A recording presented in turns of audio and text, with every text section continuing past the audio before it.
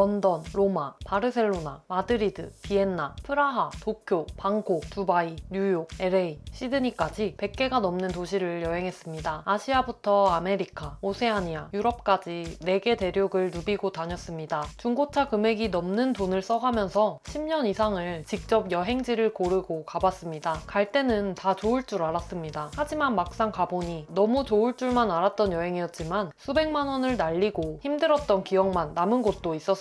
이 영상 하나면 여러분이 직접 겪어보고 후회할 시간과 돈을 아낄 수 있으실 거예요. 다시는 가고 싶지 않은 최악의 여행지와 몇 번이고 또 가고 싶은 최고의 여행지, 지금 바로 소개해드리겠습니다. 제가 여행했던 100개가 넘는 도시 중에서 첫 번째로 돈과 시간이 가장 아까웠던 최악의 여행지를 먼저 꼽아보자면 첫 번째는 카타르, 도하와 두바이가 떠오릅니다. 이 두 도시는 아무것도 없던 사막 위에 통째로 만들어진 계획도시죠. 저는 개인적으로 여행하면서 낯선 골목을 걸으면서 그 동네 사람들은 어떻게 살아가는지 구경하는 걸 제일 좋아하는데요. 예를 들면 파리의 생제르맹 데프레 거리나 체코 프라하의 까를교 안쪽 골목처럼 세월의 흔적이 묻어나는 예쁜 골목을 걷다가 눈에 띄는 작은 가게들에서 아이스크림 하나 사 먹고 마음에 드는 아기자기한 소품이나 기념품을 찾아내는 그런 시간이야말로 여행의 진짜 매력이라고 생각하는 편입니다. 그런데 두바이나 도하에는 크고 화려한 건물들, 그리고 돈 냄새 나는 멋진 볼거리는 많았지만 사람 냄새 나는 따뜻한 골목길 감성을 기대하신다면 크게 실망하실 수밖에 없습니다. 또 날씨도 문제였는데요. 사막에 만들어진 도시다 보니까 밖에서 걸어서 5분만 이동해도 온몸에 땀이 젖을 정도로 뜨거웠고 그늘 하나 없는 대로변에서 금방 올 택시를 기다리는 것도 정말 힘들더라고요. 두바이에서는 더위를 좀 피해보고 싶어서 바닷가에 갔었는데 바다조차도 너무 뜨겁게 달궈져서 더위를 식힐 수가 없었던 경험이 있습니다. 그렇다면 이런 도시들은 아예 갈 가치조차 없을까요? 그렇진 않습니다. 이런 분들에게는 최적의 여행지가 될 수 있는데요. 바로 합리적인 가격에 호캉스를 원하는 분들입니다. 풀만이나 인터컨티넨탈 같은 좋은 호텔들을 저렴하게는 10만원대부터 20, 30만원대까지 저렴한 가격에 묵을 수 있어서 호캉스 하기에는 정말 좋더라고요. 이런 호캉스를 원하시거나 사막 투어나 낙타를 타는 체험처럼 이색적인 경험을 함께 할 수 있는 곳을 원하신다면 이 도시들이 물론 좋은 선택이 되실 수 있습니다. 하지만 저처럼 작은 골목골목을 거닐면서 현지인들의 문화를 직접 느끼고 싶은 분들이라면 돈과 시간을 모두 버리는 여행지가 될 수 있으니 신중하게 선택해주세요. 저에게 있어서 최악의 여행지라고 할 수 있는 두 번째는 발리입니다.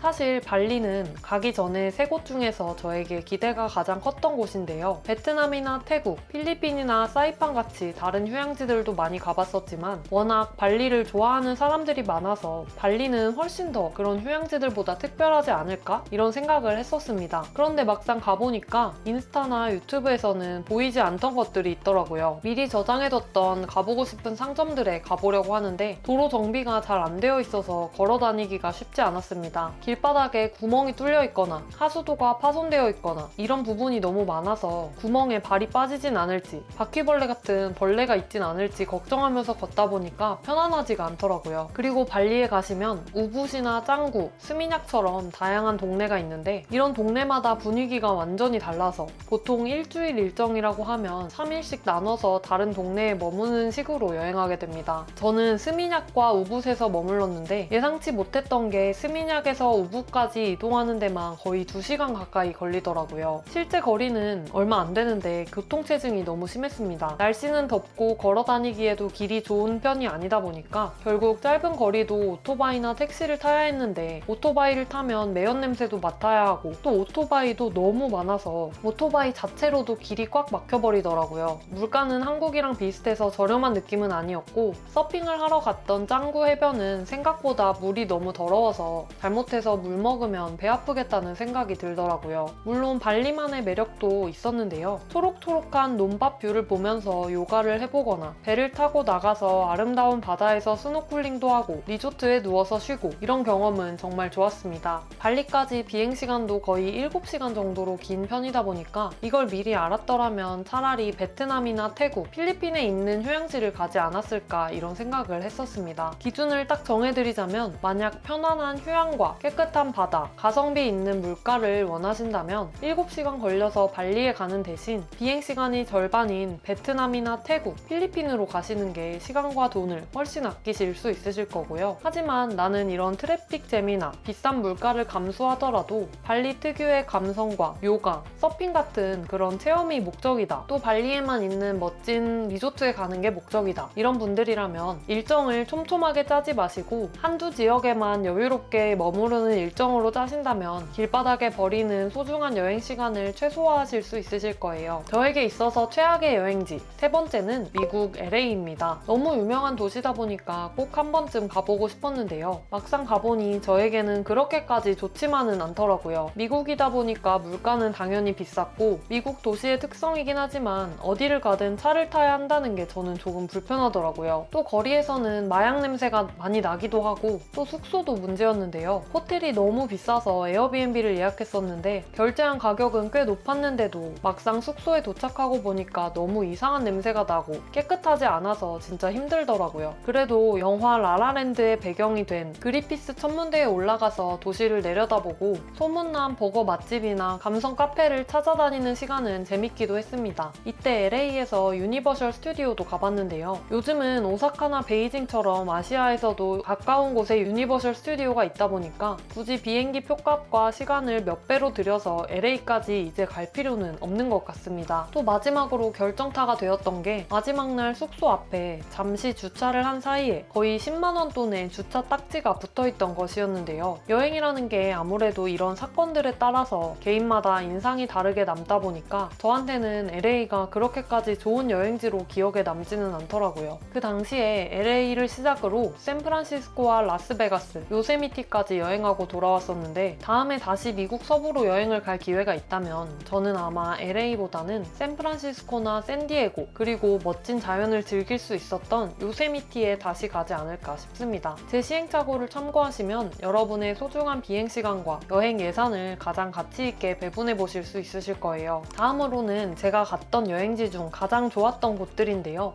소중한 돈과 시간을 가장 알차게 쓸 수 있는 여행지 3위부터 1위까지 순서대로 말씀드려 보겠습니다. 가장 좋았던 여행지 3위는 스페인의 그라나다입니다. 아람브라 궁전의 추억이라는 드라마 보신 분 있으실까요? 실제로 이 드라마에 아람브라 궁전이 기대했던 것보다 배경으로 많이 나오지는 않았지만 같은 이름의 기타 연주곡이 떠오르면서 아람브라 궁전이라는 이름 자체에서부터 신비로운 느낌이 들더라고요. 아직까지도 그라나다라는 도시가 저에게 가장 좋았던 여행지로 기억되는 이유는 아마 그 궁전이 가진 이야기 때문인 것 같은데요. 아람브라 궁전은 이슬람 왕조가 아름답게 지어서 700년간 이 지역을 지배하다가 스페인에게 탈환당하면서 이 아름다운 궁전을 놓고 떠나며 눈물을 흘렸다는 이야기를 가지고 있죠. 그 도시가 옛날부터 쌓아온 이야기가 그 여행을 훨씬 기억에 남게 만든다고 생각이 들었는데요. 단순한 여행이 아니라 하나의 이야기 속으로 들어간 기분이 든다고 해야 할까요? 그라나다 여행 중 특히 기억에 남는 건 아람브라 궁전 뷰가 보이는 알바이신 지구의 에어비앤비였습니다. 방에서 해가 뜰 때 보이던 궁전 그리고 근처 전망대에서 내려다본 붉은 지붕들이 거의 10년이 다 되어가는 지금까지도 생생하게 기억이 납니다. 또 그라나다가 좋았던 또 다른 이유는 타파스 바인데요. 먹고 마시는 걸 좋아하는 분들이라면 그라나다에서 시간과 돈이 전혀 아깝지 않은 최고의 경험이 되실 거예요. 음료를 시키면 타파스를 주는 문화가 있는 그라나다에서는 정말 다양한 타파스 바에 가보실 수 있습니다. 하루 저녁에 3-4군데의 타파스 바를 옮겨 다니면서 음료 한 잔 시키면 같이 나오는 타파스들을 가게마다 맛을 비교해 보시면서 먹으러 다니는 경험이 정말 다른 곳에서는 할 수 없는 특별한 경험이기도 하고 먹고 마시는 걸 좋아하는 저에게 정말 딱이더라고요. 또 그라나다는 겨울에 가면 평지는 늦가을에서 초겨울 사이 정도의 온화한 날씨인데 시내에서 버스로 1시간 정도 산 위로 올라가면 스키를 탈 수도 있고 반대로 해안 쪽으로 조금만 내려가면 바다에서 수영도 할 수 있는 매력도 가지고 있습니다. 이렇게 한 도시에 머물면서 스키도 탈 수 있고 해수욕도 할 수 있다는 게 정말 재미있지 않나요? 심지어 물가도 유럽의 다른 도시들보다 저렴한 편이라서 재밌게 놀면서도 큰 부담이 없다는 점도 정말 만족스러웠습니다. 서유럽 도시들의 무서운 물가에 지치셨다면 비슷한 예산으로 2배 이상의 만족도와 특별한 경험을 얻을 수 있는 그라나다로 가보신다면 소중한 여행 경비와 시간을 가장 가치 있게 쓰실 수 있으실 거예요. 저에게 가장 좋았던 여행지 2위는 이탈리아 로마입니다. 로마는 너무 좋아서 최근 10년 동안에 2번이나 다녀왔는데요. 도시 자체가 하나의 거대한 박물관이라고 해도 될 정도로 지금 이 순간 사람들이 입고 있는 옷과 도로의 자동차만 빼면 나머지는 그대로 과거로 돌아간 것 같은 착각을 하게 만드는 도시라는 게 정말 매력적이더라고요. 콜로세움이나 포로 로마노 같은 경이로운 유적들을 두 눈으로 보며 걷는 것만으로도 100만 원이 넘는 비행기 표값이 전혀 아깝지 않게 느껴집니다. 하지만 사전 정보 없이 그냥 갔다가는 많은 관광지들에 끝없이 늘어서 있는 입장 줄과 잘못해서 여름에 갔다가는 무더위에 지쳐서 소중한 여행 일정을 망치기 쉬운 도시이기도 합니다. 이런 로마 같은 도시를 제대로 즐길 수 있는 저만의 꿀팁을 소개하자면 사람이 없는 이른 아침에 일찍 일어나서 밖으로 나가서 골목을 산책해보는 것입니다. 이렇게 이른 시간에는 옛날 건물들은 그대로 있는데 나만 덩그러니 과거로 돌아간 듯한 기분이 들더라고요. 그렇게 산책을 하다가 이제 막 문을 연 동네 카페에 들어가서 에스프레소로 하루를 시작하는 현지인들과 함께 맛있는 에스프레소 한 잔을 시켜 마시면 아, 이래서 내가 여행에 왔지? 이런 생각이 들더라고요. 로마도 겨울에 가도 날씨가 따뜻하고 온화해서 걸어서 갈 수 있는 거리 안에 유적지가 정말 많은데요. 인류가 수천 년 전에 남긴 흔적을 두 눈으로 직접 보며 걷고 있으면 저도 모르게 과거로 돌아간 듯한 기분이 들더라고요. 처음 로마를 방문하신다면 1일 투어를 신청하셔서 로마에 대해 전문적인 설명을 듣고 그 뒤로 자유롭게 도시를 다니신다면 훨씬 더 깊이 있는 여행이 되실 거예요. 그리고 마지막으로 저에게 최고였던 여행지 1위는 포르투갈의 리스본입니다. 많은 사람들이 포르투갈의 포르투를 더 좋아하시는 분들이 많은데 저에게는 리스본이 단 한 번의 여행으로 가장 기억에 남고 가치 있게 느껴졌던 완벽한 도시였습니다. 이미 2번이나 다녀왔는데 지금 당장이라도 또 가고 싶은 마음이 드는 곳인데요. 골목마다 깔려있는 타일 바닥도 좋고 언덕을 오르내리는 노란 트램도 또 타고 싶고 무엇보다 맛있는 음식을 저렴한 가격에 먹을 수 있어서 정말 최고의 여행지로 기억에 남았습니다. 리스본에서 배를 타고 강 반대편으로 가면 현지인들만 가는 동네가 있는데요. 이런 현지인 맛집에서 와인 한 잔과 함께 신선한 해산물 요리도 즐겨볼 수 있고 도심 곳곳에서는 크고 작은 플리마켓들이 자주 열려서 구경하는 재미가 쏠쏠합니다. 걸어서 다니기 좋은 도시라서 제가 딱 좋아하는 스타일이고 근교로 조금만 나가도 가볼 만한 곳들이 정말 많은데요. 신트라나 카이스카스 같은 근교 여행지들을 방문해보기도 좋아서 며칠을 더 머물러도 지루할 틈이 없으실 거예요. 많은 분들이 포르투갈에서 가장 좋아하는 여행지로 리스본보다 포르투를 꼽으시는 분들이 많은데 저는 개인적으로 포르투보다 리스본이 더 좋았습니다. 그 이유는 이 포르투갈이라는 나라가 옛날부터 쌓아온 이야기를 도시 곳곳에서 만날 수 있는 곳이라서 그런 것 같은데요. 리스본의 쌍조르즈 성은 무려 6세기에 처음 터를 잡았다고 하니 그 성이 보내온 세월을 생각하면 신비롭다는 생각이 들더라고요. 또 벨랭지구를 걷다 보면 대항해 시대의 흔적을 곳곳에서 만날 수 있고 에그타르트의 원조 도시답게 처음 에그타르트가 만들어진 이야기를 품고 있는 파스테이스 드 벨렘까지 가보시면 줄을 서서 갓 구운 에그타르트를 한 입 먹는 순간 아, 이걸 위해서 쓴 시간과 비행기 표값이 아깝지 않다 이런 생각이 들더라고요. 물가도 서유럽 치고는 저렴한 편이라서 하루 3끼를 다 사 먹어도 부담이 크지 않다는 것도 만족스러웠습니다. 이외에도 센과 치히로의 모험에 나올 법한 풍경을 가진 중국 운남성의 리장이나 따리, 비행기로 4시간 거리에서 포르투갈의 흔적을 볼 수 있고 맛있는 음식도 정말 많은 마카오, 자연 그 자체였던 뉴질랜드 남섬 같은 여행지들도 제가 정말 좋아하고 추천하고 싶은 곳들인데요. 이 이야기들은 기회가 되면 다음 영상에서 더 자세히 풀어보겠습니다. 이렇게 최악의 여행지와 최고의 여행지를 나란히 놓고 보니 결국 저에게 맞는 여행은